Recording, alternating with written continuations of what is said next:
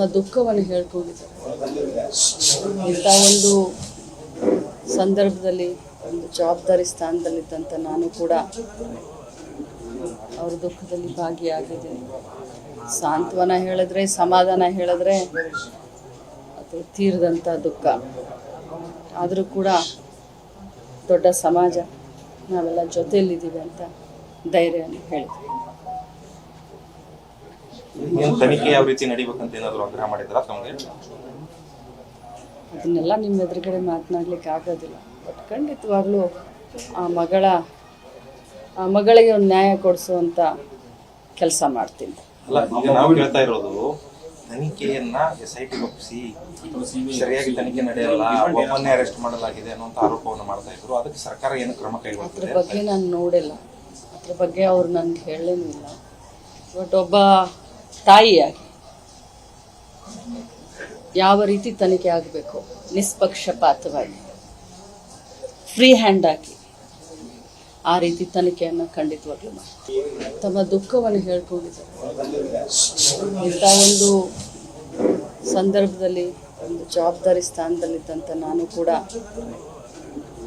ಅವ್ರ ದುಃಖದಲ್ಲಿ ಭಾಗಿಯಾಗಿದ್ದೀನಿ. ಸಾಂತ್ವನ ಹೇಳಿದ್ರೆ, ಸಮಾಧಾನ ಹೇಳಿದ್ರೆ ಅದು ತೀರದಂಥ ದುಃಖ. ಆದರೂ ಕೂಡ ದೊಡ್ಡ ಸಮಾಜ, ನಾವೆಲ್ಲ ಜೊತೆಯಲ್ಲಿದ್ದೀವಿ ಅಂತ ಧೈರ್ಯವನ್ನು ಹೇಳಿದ್ವಿ.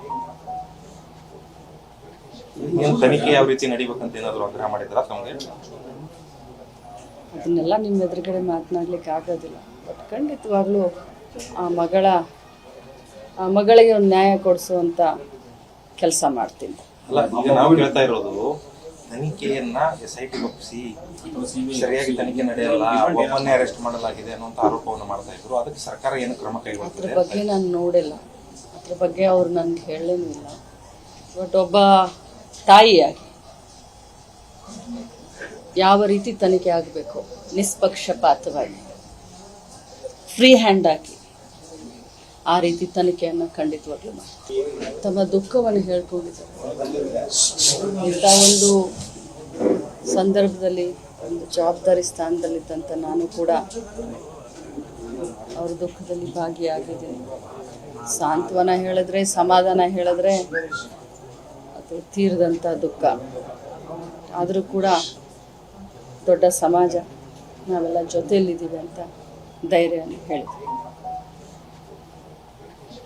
ತನಿಖೆ ಯಾವ ರೀತಿ ನಡಿಬೇಕಂತ ಏನಾದರೂ ಆಗ್ರಹ ಮಾಡಿದ್ರಾ ತಮಗೆ?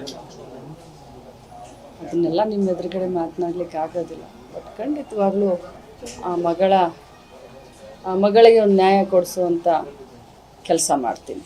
ಅಲ್ಲ, ಈಗ ನಾವು ಹೇಳ್ತಾ ಇರೋದು ತನಿಖೆಯನ್ನ SIT ಒಪ್ಪಿಸಿ ಸರಿಯಾಗಿ ತನಿಖೆ ನಡೆಯಲ್ಲ, ಒಬ್ಬನ್ನೇ ಅರೆಸ್ಟ್ ಮಾಡಲಾಗಿದೆ ಅನ್ನುವಂಥ ಆರೋಪವನ್ನು ಮಾಡ್ತಾ ಇದ್ರು. ಅದಕ್ಕೆ ಸರ್ಕಾರ ಏನು ಕ್ರಮ ಕೈಗೊಳ್ಳುತ್ತದೆ? ಅದ್ರ ಬಗ್ಗೆ ನಾನು ನೋಡಿಲ್ಲ, ಅದ್ರ ಬಗ್ಗೆ ಅವ್ರು ನನಗೆ ಹೇಳೇನೂ ಇಲ್ಲ.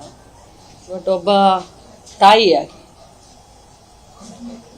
ಯಾವ ರೀತಿ ತನಿಖೆ ಆಗಬೇಕು, ನಿಷ್ಪಕ್ಷಪಾತವಾಗಿ, ಫ್ರೀ ಹ್ಯಾಂಡ್ ಆಗಿ ಆ ರೀತಿ ತನಿಖೆಯನ್ನು ಖಂಡಿತ